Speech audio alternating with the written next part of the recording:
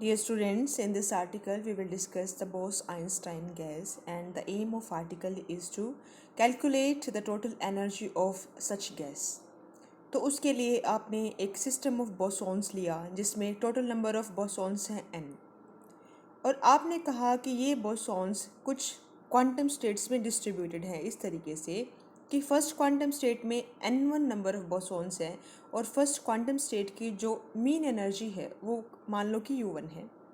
इसी तरीके से n2 u2 second quantum state, और ith क्वांटम स्टेट में नंबर ऑफ बोसॉन्स है ni और टोटल उसकी मीन एनर्जी है ui। और हमने एक और चीज़ मानी कि gi डीजनरेसी है किसी भी ith क्वांटम स्टेट की। डीजनरेसी मतलब क्या कि एक लेवल जब large number of energy levels में स्प्लिट हो तो वो कितने नंबर ऑफ लेवल्स में स्प्लिट होता है, दैट इज़ इट्स डीजनरेसी। तो हमने जो आपका बोस आइंस्टाइन एनर्जी डिस्ट्रीब्यूशन पढ़ा था तो उसमें हमने देखा था कि total number of bosons in some energy state is given by this relation, जहाँ पे अल्फ़ा की वैल्यू है -u/kT और बीटा की वैल्यू है 1/kT।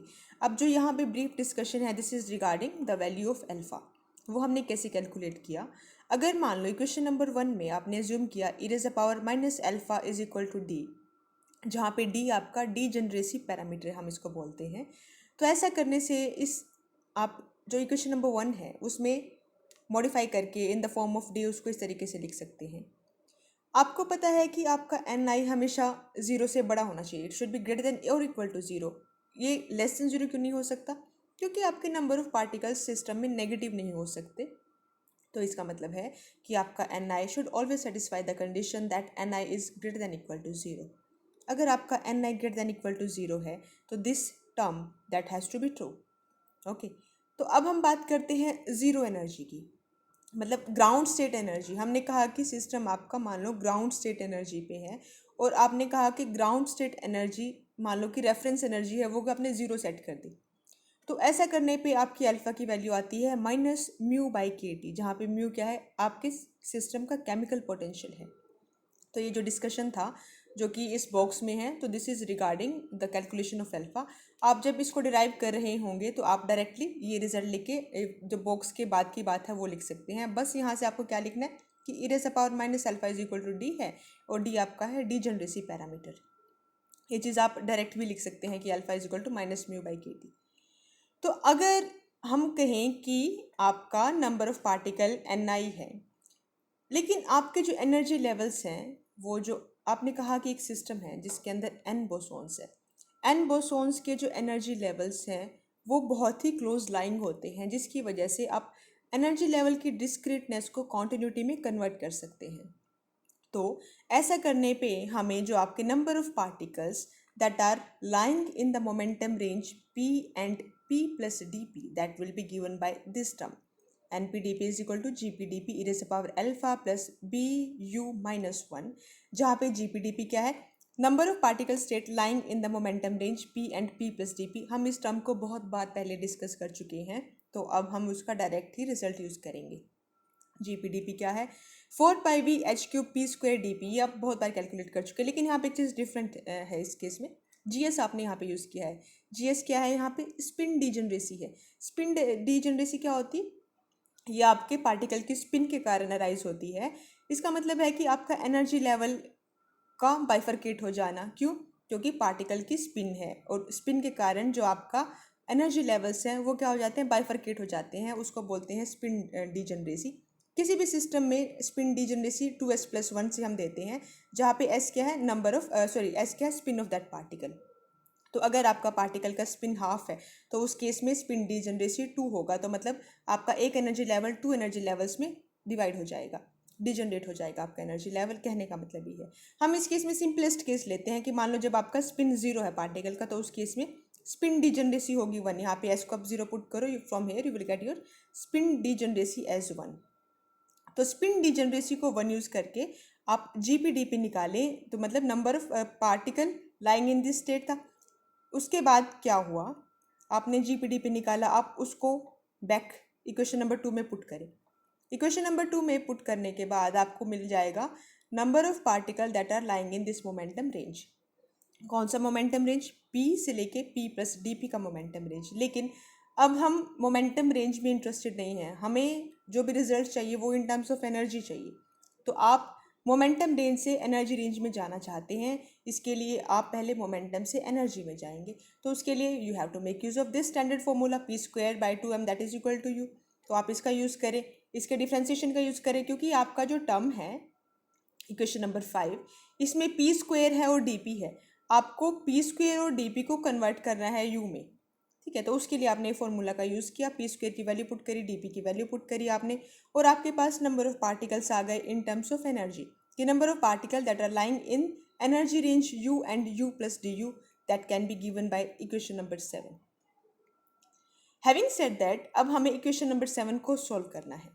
इक्वेशन नंबर 7 को सॉल्व करने के लिए आपने एक एजम्पशन ली। एजम्पशन क्या है? This vector u by kt, आपने कहा कि से u by kt is equal to x। तो आप यहाँ से dx निकाल लीजिए, मतलब है कि हम इसको सिंप्लीफाई करना चाह रहे हैं। और तो इसको सिंप्लीफाई करने के लिए आपने एक सिंपल से एजम्पशन ली कि u by kt है, इसको आपने x ले लिया, और उसके बाद आप इक्वेशन नंबर 8 पे आ गए। ये तो थी कि number of particles that are lying in the range u से u प्लस du, तो वो इक्वेशन नंबर 8 आपको दे रही है।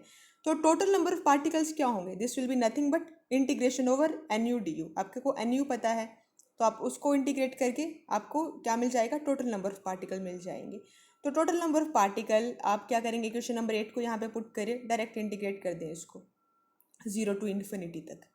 तो आपके पास इक्वेशन नंबर 9 आती है। इक्वेशन नंबर 9 में आपने एक फंक्शन को इंट्रोड्यूस किया है कि जो आपका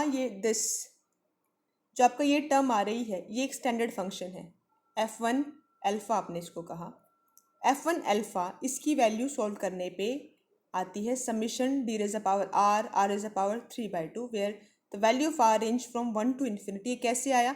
इसका सॉल्यूशन मैंने इस PDF के एंड में लगा रखा है, आप वहाँ से उसको देख सकते हैं, ठीक है। हमारे लिए मेन कंसर्न है आपके रिजल्ट, तो इसका ये मैथमेटिकल पार्ट कैसे हुआ, you can do it by your own. तो आपके पास टोटल नंबर ऑफ पार्टिकल्स आ गए इन टर्म्स ऑफ अल्फा, ठीक है। तो that would be your v/h³। अब अल्फा की सॉरी जिस फंक्शन की वैल्यू पुट करें जो कि अल्फा के फॉर्म में है, f1 अल्फा। अब इसमें अल्फा कहाँ आ रहा है? d में आ रहा है, क्यों? क्योंकि d is equal to e⁻ alpha है, तो इसका मतलब है ये फंक्शन है अल्फा का। आप इस f1 अल्फा की वैल्यू पुट करें इक्वेशन नंबर 9 में, तो आपने क्या किया? सिंपली इसमें f1 अल्फा की वैल्यू पुट करी और यहाँ से d कॉमन ले लिया, तो आपके पास इक्वेशन नंबर 10 आ गई, जो कि आपको दे रही है सिस्टम में टोटल नंबर ऑफ पार्टिकल्स कितने हैं। वो हमने पार्टिकल्स की बात की। सेकेंडली हम बात करना चाह रहे हैं total energy of the system. आपको ये पता है कि आपके सिस्टम में टोटल नंबर ऑफ पार्टिकल कितने हैं और एक पार्टिकल की मीन एनर्जी कितनी है वो आपको पता है, तो आप उसका टोटल एनर्जी निकाल सकते हैं। That would be integration of u nu du। अब आपको nu du पता है इन टर्म्स ऑफ x, आपने ऊपर ही लिखा था इक्वेशन नंबर 9 में, I guess. Let me check, जो आपका nu du था, हाँ सॉरी, जो आपका टोटल पार्टिकल्स था वो आपने यहाँ पे लिख रखा है, तो आप इस टर्म का यहाँ पे यूज़ करें। और यहाँ पे एक और चीज़ है, आपने इसको u से भी मल्टीप्लाई किया है, u का मतलब क्या हुआ? x/kt। तो आप जो n वाला टर्म था, दिस nu du को x/kt से मल्टीप्लाई करें, इंटीग्रेट करें 0 टू इन्फिनिटी की लिमिट में, आपको इक्वेशन नंबर 11 मिल जाएगी। इक्वेशन नंबर 11 में एक और फंक्शन मिल रहा है, जो कि आपको मिलेगा इक्वेशन नंबर 11 को 2/3 से मल्टीप्लाई और डिवाइड करने के बाद। फंक्शन क्या है? दिस इज दिस फंक्शन, जो कि यहाँ पे जो ये ब्रैकेटेड टर्म है इसमें है, इस बॉक्स के अंदर जो आपका फंक्शन है, आपने इस फंक्शन को f2 अल्फ़ा कहा। सेकेंड हमारा जो है प्रोसेस है वो f2 अल्फ़ा कैलकुलेट करने का है। f2 अल्फ़ा कैलकुलेशन भी मैंने बैक में दे रखी है, आप वहाँ से देखें। अभी हम इसका डायरेक्ट रिजल्ट यूज़ कर रहे हैं। जो आपका f2 अल्फ़ा है, जो कि आया टोटल एनर्जी की कैलकुलेशन में, its value came out to be d raised power r raised power 5/2, और समीशन क्या है? r from 1 to infinity. अब आप अगेन क्या करें, इसमें जो वैल्यू है इसको एक्सपेंड करके लिखें। जो आपका f2 अल्फ़ा है उसकी वैल्यू को डाल दें आप इक्वेशन नंबर 12 में, आपके पास इक्वेशन नंबर 13 आ जाएगी। इक्वेशन नंबर 13 आपको दे रही है टोटल एनर्जी। इक्वेशन नंबर 10 से आपको मिला था total number of bosons in the system. दोनों ही जो आपकी इक्वेशन है वो सेम सी फॉर्म की है। अब क्या करेंगे, आप डिवाइड करेंगे जो आपका टोटल एनर्जी है उसको टोटल नंबर ऑफ बोसोन से। जो आपका इक्वेशन नंबर 13 है उसको आप डिवाइड कर दिए इक्वेशन नंबर 10 से, जो कि टोटल नंबर ऑफ बोसोन्स आपको दे रहा था, तो आपके पास you will come at this step. अब इसके बाद आप बाइनोमियल एक्सपेंशन करें, इनको मल्टीप्लाई करें आपस में। जो आपका फर्स्ट ऑर्डर का टर्म है सिर्फ आप उसको रखें, जो हायर ऑर्डर के टर्म्स है आप उनको लीव आउट कर दें, और यहाँ से आपको क्या मिलता है, टोटल एनर्जी मिलता है। Your total energy of the system that came out to be 3/2 nkt into this bracketed term। ठीक है, इसमें जो हायर पावर्स है हमने उसको इग्नोर किया फॉर टाइमिंग।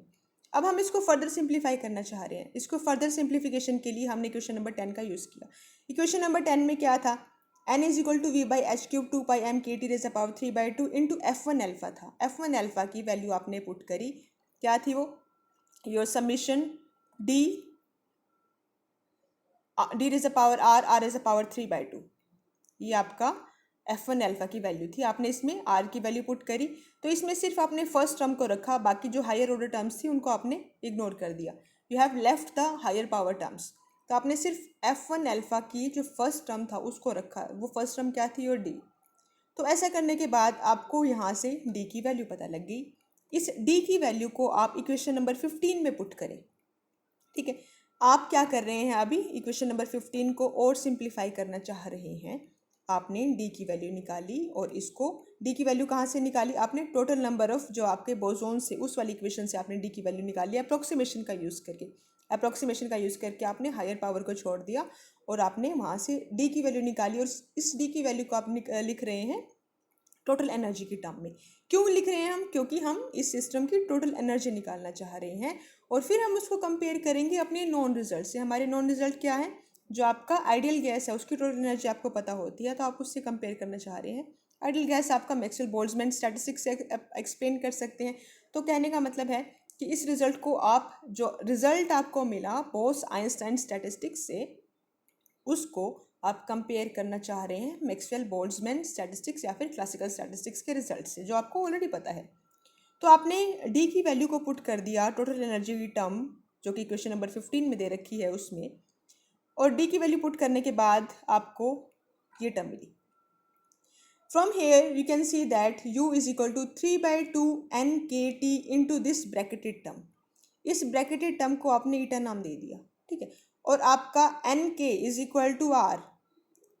तो यहाँ से आपका total energy that is equal to 3/2 RT eta, जहाँ पे R क्या है, योर गैस कांस्टेंट, और ईटा क्या है, ये ब्रैकेटेड टर्म है।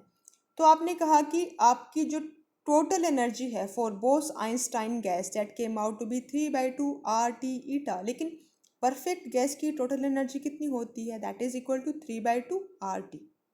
तो इसका मतलब क्या हुआ कि जो आपका बोस आइंस्टाइन गैस है that shows deviation from perfect gas behaviour, और वो जो डेविएशन है वो दिया जाता है ईटा से।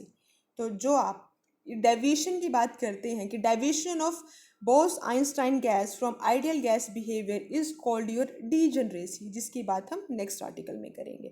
तो इस आर्टिकल में सिंपल सा आर्टिकल है, स्टेप्स क्या हैं, आप पहले n निकालें टोटल नंबर ऑफ पार्टिकल्स, या फिर कहें टोटल नंबर ऑफ बोसॉन्स, उसके बाद आप एनर्जी निकालें, आप रेशो लें, और उसके बाद आपको रिजल्ट आ जाता है। ऐसा करने में आपने दो फंक्शंस का यूज़ किया है, F1 अल्फ़ा और F2 अल्फ़ा, ठीक है। तो इनका जो कैलकुलेशन है, इनका calculation I have given here, तो you can just go through this calculations by your own. अब हम बात करते हैं कि आपका जो मैक्सवेल बोल्ट्जमैन डिस्ट्रीब्यूशन है वो एक लिमिटिंग केस होता है बोस आइंस्टाइन डिस्ट्रीब्यूशन का। वो कैसे, आपको पता है कि बोस आइंस्टाइन डिस्ट्रीब्यूशन में नंबर ऑफ पार्टिकल्स आप इस फॉर्मूला से देते हैं। फॉर द केस, कौन सा केस लिया हमने, कि when your degeneracy parameter is very very less than 1। उस केस में क्या होता है, जब आपका डी जनरेसी पैरामीटर बहुत कम है 1 से। डी क्या है, D is nothing but E raise the power minus alpha, तो इसका मतलब ये भी बहुत कम है 1 से। That means your this term E raise the power alpha plus beta u I, this is very very greater than 1। तो इसका मतलब है कि जो डिनोमिनेटर है, डिनोमिनेटर में जो फर्स्ट टर्म है वो बहुत ज़्यादा है 1 से, तो it means you can approximately write it equal to e raise the power alpha plus beta u i.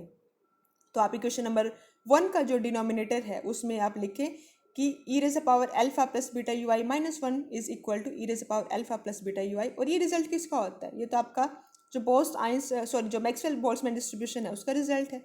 तो आप ये कहेंगे कि your Maxwell Boltzmann distribution is a limiting case, मतलब it can be derived from your Bose Einstein distribution at one particular condition. Condition क्या है? When your D, that is degeneracy parameter, is very very less than 1। तो इस case में जो आपके F1 alpha और F2 alpha है, इन दोनों की वैल्यू क्या आती है? डी के इक्वल आती है। और यहाँ से जब आप एनर्जी निकालेंगे सिस्टम की, then that energy will came out to be 3/2 RT। और this is a well known result of Maxwell Boltzmann statistics. जो आपका आइडियल गैस है उसकी आप एनर्जी जो निकालते हैं मैक्सवेल बोल्ट्जमैन स्टैटिस्टिक्स से, वो 3/2 NKT कहें, 3/2 RT करें, वही आती है। तो इसका मतलब है कि आप मैक्सवेल बोल्ट्जमैन स्टैटिस्टिक्स को निकाल सकते हैं फ्रॉम बोस आइंस्टाइन स्टैटिस्टिक्स, लेकिन आप बोस आइंस्टाइन स्टैटिस्टिक्स को मैक्सवेल बोल्ट्जमैन से नहीं निकाल सकते। तो दिस इज ट्रू कि Maxwell Boltzmann is a limiting case of Bose Einstein, but Bose Einstein is not a limiting case of Maxwell Boltzmann. That was my point, and that would be all.